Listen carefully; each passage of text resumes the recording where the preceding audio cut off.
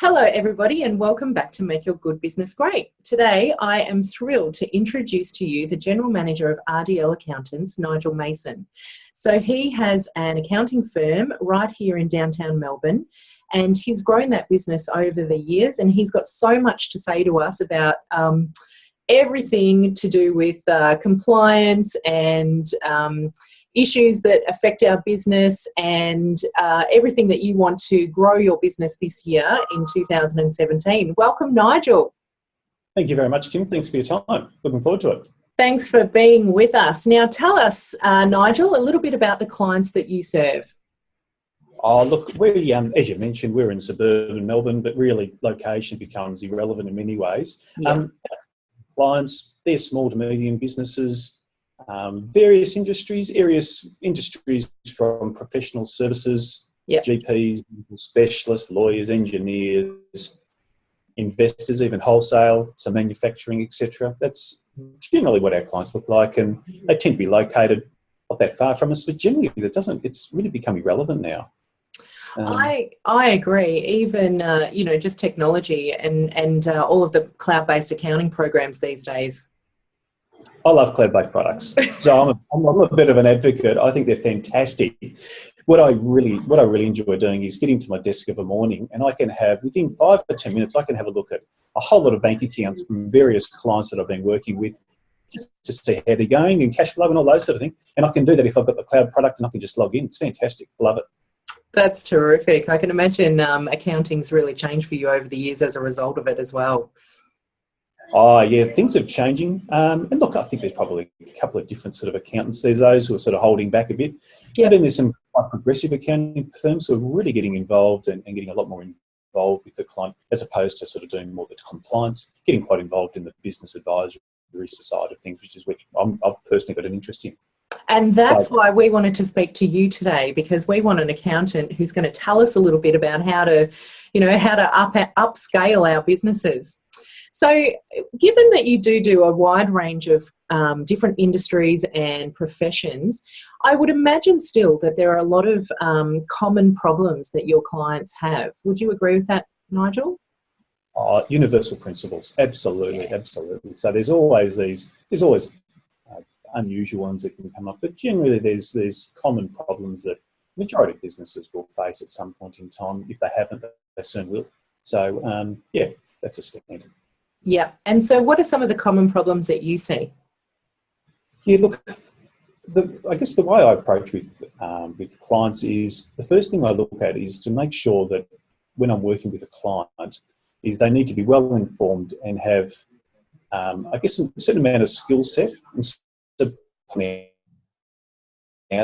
first thing, they're confident in their management skills and how confident they are running their own business. That seems a little bit odd, but I find sometimes there can be, you can have a business owner who could be really strong in, say, sales, but not the same in finance and all those sort of things. So the first thing, probably have a bit of a quick discussion with the business owner, yeah, just to see where they are up to and all those sort of things. But typically, most business owners will be looking at issues with cash flow, staffing issues, and more or less declining sales and profitability. That can come up quite often. However, dealing with declining sales and profitability can sometimes be quite a challenge, because sometimes it can be too late. What do I do if I've got no sales? It's sort of too late. So it's always good to have the clients who have been managing and getting on the front foot when they begin to see some concerning trends, or if they're a little bit lost. Yeah, they need to be really proactive. It's a really good point you make, Nigel, because a lot of small businesses, they have to wear every single hat, and not every single hat fits. And I think a lot of the time, if finances and all the financials bookwork doesn't really fit, then we don't even see those statistics throughout the year and really notice what's happening with our business. So it is a good idea to stay on top of that and learn where we can. Absolutely. It's really critical. Yeah. So in regards to cash flow and, staying on top of that, do you have any tips for our viewers today? Yeah, look, cash flow. Look, basically, every decision that a business makes will have an impact on the finances. Yeah. So really, I actually see the financial results, cash flow, etc., is really a summary of what all those decisions have been in the last while. Yeah. So, and I know accountants probably think, oh no, the end game is the P&L, which I understand. It's probably one of the easiest if you like to see how much money I'm making. But really, you need to bring all those decisions that are upstream from a whole lot of decisions that are made basically upstream. So, and as I said, cash flow is just one of those. So, and it also depends. So that can be, the cash flow can be a result of a number of things. So, and it depends which business has a life cycle. Yep. So if you think about a life cycle, we come into it, that there's a growth cycle, then you get to maturity and so it goes on. Yep. A lot of it depends on that life cycle and where the business is up to. So if, just as an example, let's say you've got a startup business and you have a startup business and they're experiencing tight cash flow. Generally speaking, probably a lack of upfront funding, that would be typically, and then they think, well, I didn't know it was going to cost me that much to get my business running, or, and I thought my sales are going to look like this, but now that. So I find a lot of startups, typically, most startup businesses don't have enough capital. Yeah. So it's all on that strategic plan and preparation. That would be probably the first thing. Typically in a mature business, most cash flows as a result of poor debtor management, which we can sort of get back to debtors in a minute, but I'm a huge advocate of actually doing rolling cash flow projections. So it depends on the size of the business. That can be monthly, can be quarterly. It's reasonable sized business monthly. If it's a smaller one, quarterly. What I find happens is the business owner can be on the front foot, being very proactive around, I know in a month's time I'm going to have a liquidity issue, I'm going to have cash flow problems, etc. I better start working on that now, rather than sort of get there and begin to scratch their head, and then they can look at other funding, and some of the funding can be up to 28%. Yes. So it's really expensive. So I really would much prefer if clients are on the front foot, proactively managing cash flow, having a look at rolling cash flow projections, etc. And I also find it's fantastic for the business owner, and it's sometimes there's a bit of reluctancy, but to actually get off the tools, so to speak, and actually work on business. Yes. So business owners get into small business because they're actually really, really good at what they do. Yes. But one of them may not be finances, as an example. So they spend too much time working in as opposed to on their business. And I find sitting down and talking cash flow just as a starting point with business owners is just a terrific opportunity to begin to tweak that mindset for business owners, going, look, I enjoy the tools, but I really need to begin to grapple with more in terms of the business and how it works. So typically, what is it? I think the Australian Bureau of Statistics said about 58% of businesses don't produce accurate financial reports for small businesses, which is huge. Yeah, it's over half of us, huh?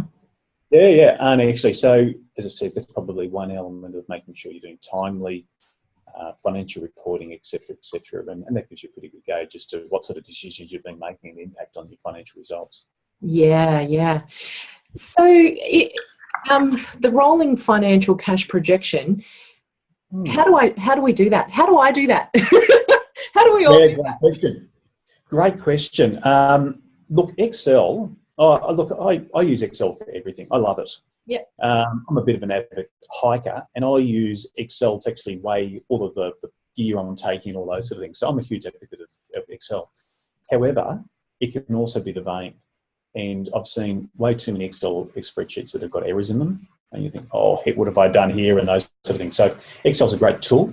So what I normally do is everyone's got a bit of a strategic plan, hopefully.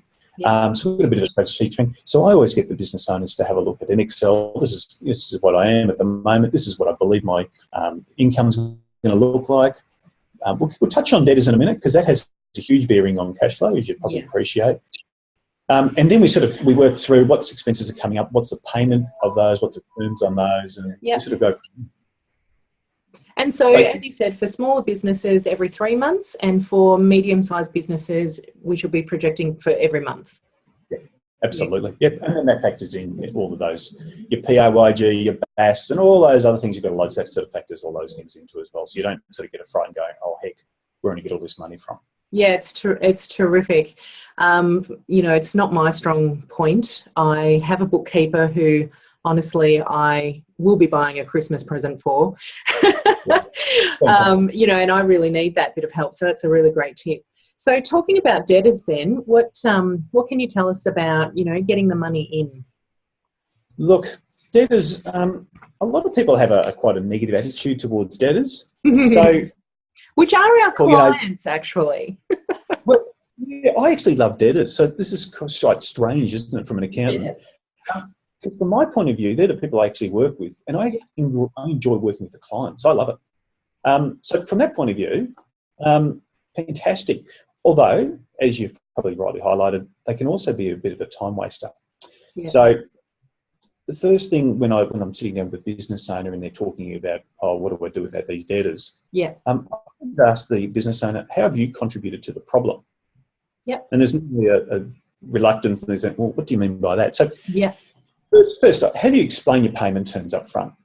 Or have you sort of fingers crossed, boy, I hope they pay me and I hope they've actually read the terms or whatever it is. So the first thing I said, what are your payments? Have you been really clear with your client up front?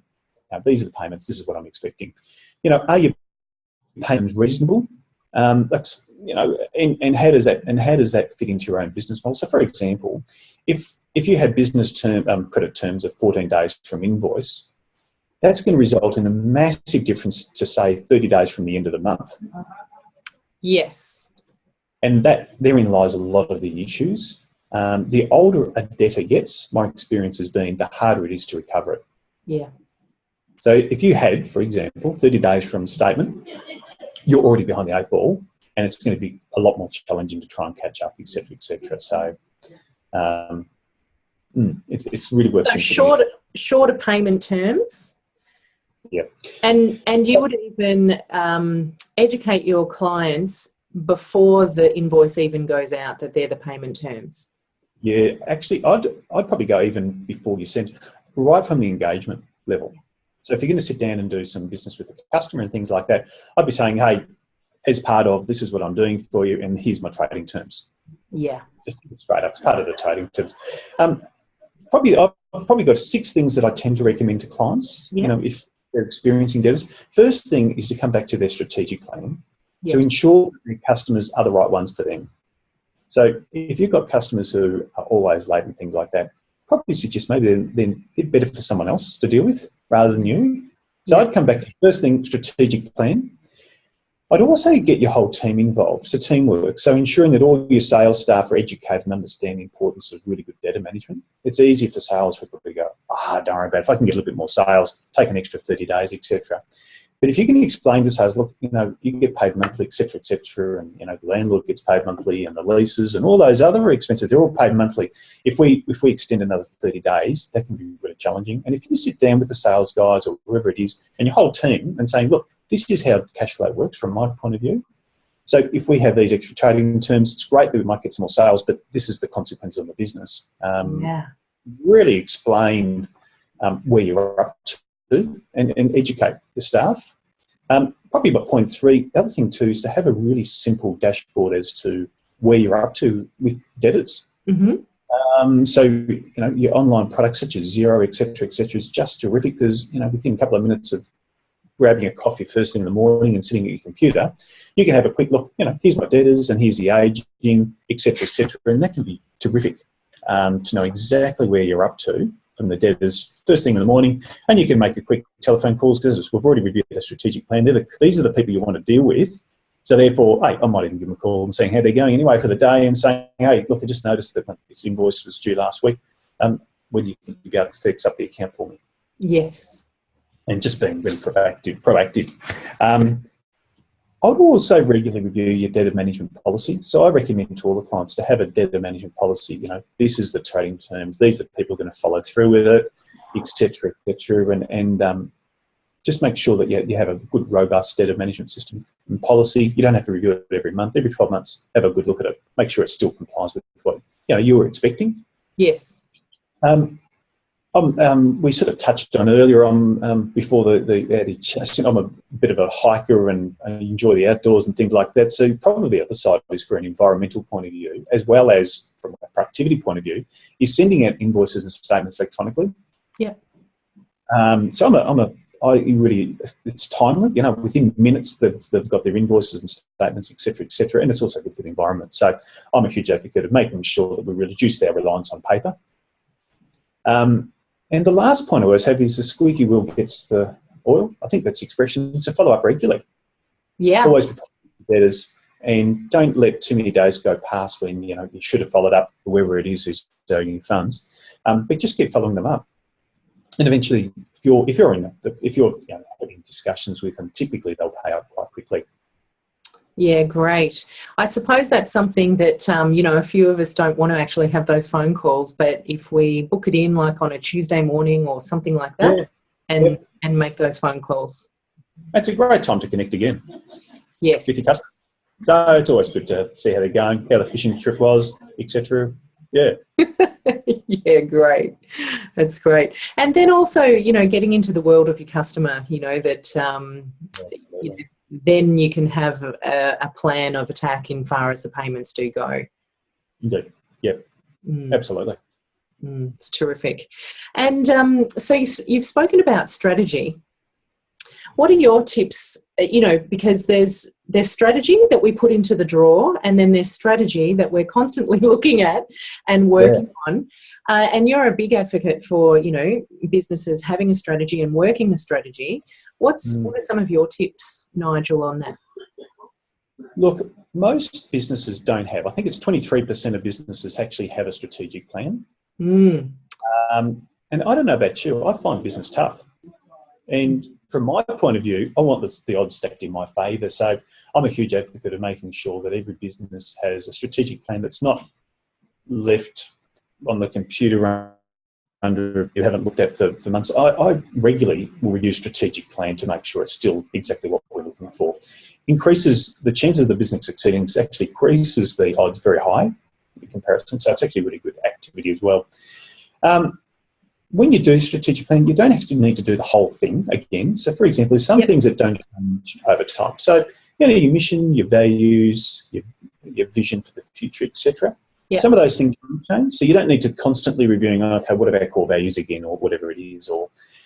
So I would suggest leaving those ones aside, reviewing them every so often, but more the rest of the strategic plan reviewing on a regular basis, monthly, reviewing how you're going and are you being able to meet the requirements. And I find business needs to be agile and constantly being measured to make sure that it's still achieving what you need it to achieve. And it's okay to change your strategic plan. So once it's not locked in forever. So I'd suggest always reviewing it. I remember when I was a kid, I always wanted to be an astronaut. And I remember one of the statistics was apparently when it went to the moon or whenever it was only on track 3% of the time. Really? The rest of it, having to adjust and monitor and all those sort of things. And I very much see business the same.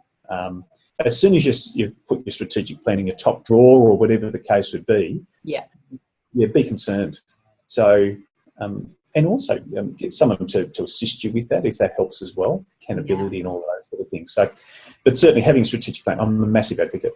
It helps significantly. It goes back to what you said earlier in the conversation as well, to get off the tools, so to speak, and to be working on the business and driving the business to, to the future based on that strategic plan.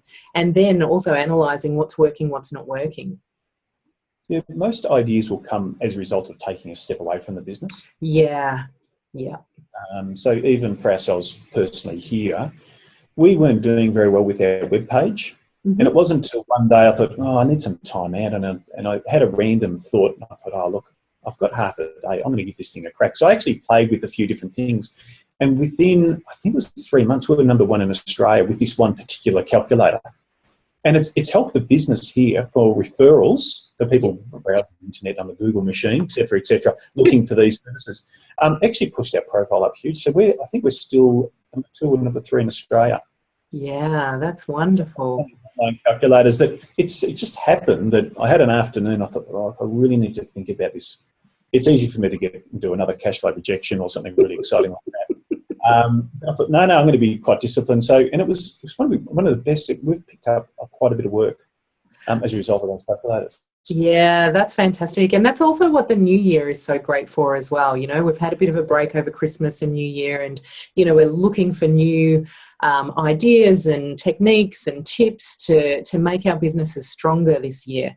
And, Yeah. you know, I find always, you know, those New Year's resolutions are so great. But then, you know, March and June, stopping and reflecting again. Yeah, I would regularly take time out. So once a month, and it doesn't have to be a long time, just once a month, pull out a strategic plan and start planning. It's really important. That's where your growth ideas come from, and that's where you actually grow the business. So if you look at business, a lot of business owners can get a little bit stuck. So there's two ways of looking at when you, as a business owner, you generate a certain amount of profit. So that's one return on investment. The other one that a lot of businesses don't forget about is actually the value of their business if they were to actually sell it at some point in time.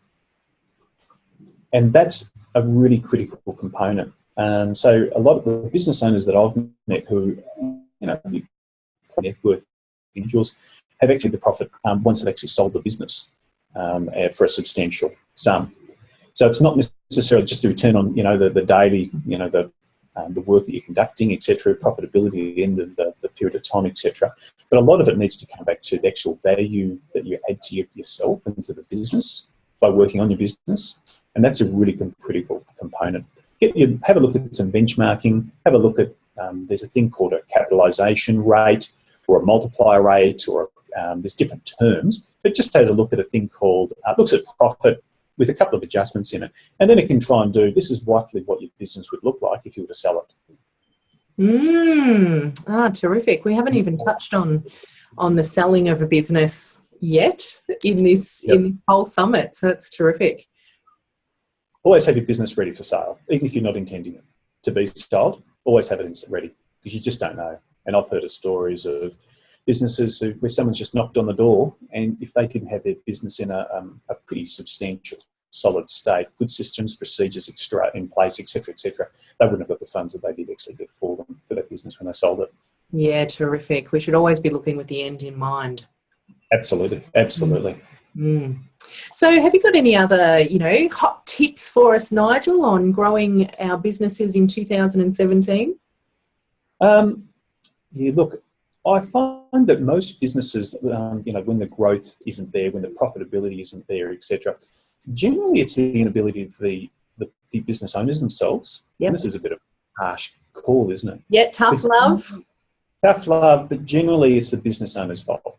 Yep. And as you can look around and try and blame whatever it is, generally speaking, it will be the business owner. And so when I've prodded and pried and said, okay, let's just really drill down into what is it? Most business owners lack the finance and business management skills. Yeah. And if you look at business failures, most of them without the finance skills, the business management skills, etc. They're the reasons why a lot of the businesses do fail. So if you look at some of the statistics, so for example, financial skills are one of the core competency that a business owner requires. Now, if you look at your total role, for a business owner of a micro, really, really small business, you only need, say, 25% of the business activity needs to be focused on business and finance. Yep. Whereas some larger businesses, that can be anything up to 60% that need that skill set. So absolutely. So if you're a small business, it probably sits in between, but certainly having someone who can assist you with that's a massive help. And generally speaking, according to research, has indicated that it's probably the core assistance that most businesses need, as opposed to selling, marketing, etc. Yeah. That's terrific. It's also good, you know, that you've put a few percentages on what we should be looking at, because it's easy to say, I think, you should be looking more at your finances. But, you know, how do you break your week up so that you're not always working in your business and for your clients? But, yeah, you are spending 20 to 25% of your time looking at your finances, strategizing and moving the business forward. You know, it does actually take that amount of time. Absolutely. Yeah, rather than an afterthought. Yeah, it's all in a planning and execution. I find so the most successful businesses I've worked with is where the business owner will actually have someone come in and work with them. Can be a friend, a business advisor, a mentor, whatever it is, can make a certain amount of accountability. Yeah. If I'm dealing with a client, I always say there's 3 things you need to know about me. I'm competent in what I do. I know what I'm doing. I do care for the individual. And at the same time, I can be challenging.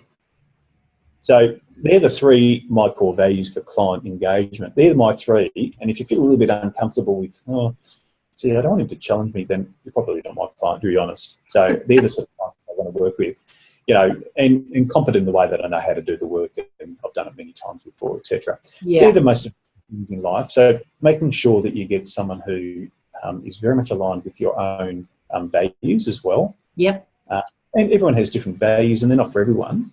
And so my values might be different to everyone else's, but making sure you get someone that you really enjoy working with, and you look forward to, instead of, oh crap, have I got that meeting with that rotten bean counter accountant bloke next week? It's actually something you look forward to and going, oh, look, I'm really looking forward to, because here's 5 things I'd really like to discuss with this person. Yeah, yeah.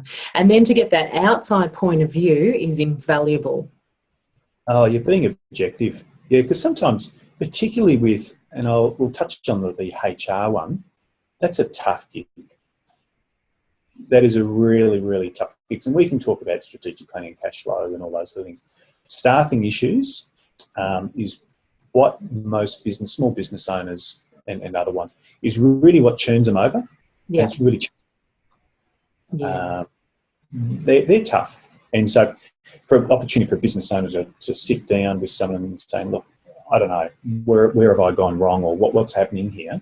And having those discussions, it's really, really healthy, both for the business owner and also for someone who's experienced and has, unfortunately been to court, been to tribunals and things like that. They understand what the process is. Yeah. And they know sort of what they need to be thinking through when planning for it, et cetera, et cetera. Yeah, that's terrific. So there is so much information we've just covered today, Nigel.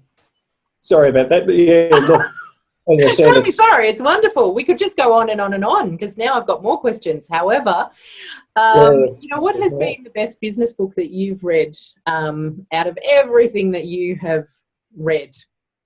Look, I would consider myself a lifelong learner. I actually enjoy learning. It's quite weird, but anyway, I'll get over it one day. So, look, I enjoy reading books, and I enjoy reading a variety of books. Yeah. But probably I'm always going to be coming back. There's a book called Good to Great by Jim. And I've facilitated a number of leadership. So I facilitate leadership development groups and things. So I've facilitated a number of groups, and I love the book. And can you say the name of it again, Nigel? You just broke up on us. Oh, yeah. Good to Great. Good to Great. Yep. Universal principles, you can't go wrong. It's a fantastic book. They don't date. They apply to micro businesses, to large corporates. Absolutely fantastic. So I recommend to everyone, grab the book, Good to Great, start reading it. You'll love it. You won't put it down. Awesome. And who is your guru, Nigel? Oh, look, I've been incredibly fortunate through my career to have met just people. And I was a graduate. I remember my first boss is Lewis. He was just a wonderful boss. I couldn't have wished for a better. He was the ultimate employer. He, very challenging, holds you accountable. Yeah. But, I learned a lot from him. So there's all those people in life. Probably I'd have to go back to Jim Collins. I've never met the bloke, but I just love his material and the way he articulates it, and just the way that the principles really resonate with my own personal core values. Yeah. So if you said, who would you love to go out to tea with, he'd probably be on the top of my list. He'd be fantastic. Wonderful, wonderful. Well, we'll all have to look him up. Absolutely. Go and buy the book. It's an older one now, but as I said, I love it. Yeah, the older one, they're the classics. Absolutely. Yeah. Foundational classics. Well, thank you so much for your time today, Nigel. We've really learned a lot, and we've got a lot to think about, in the next coming months about how to implement everything that you've spoken about. So thank you so much.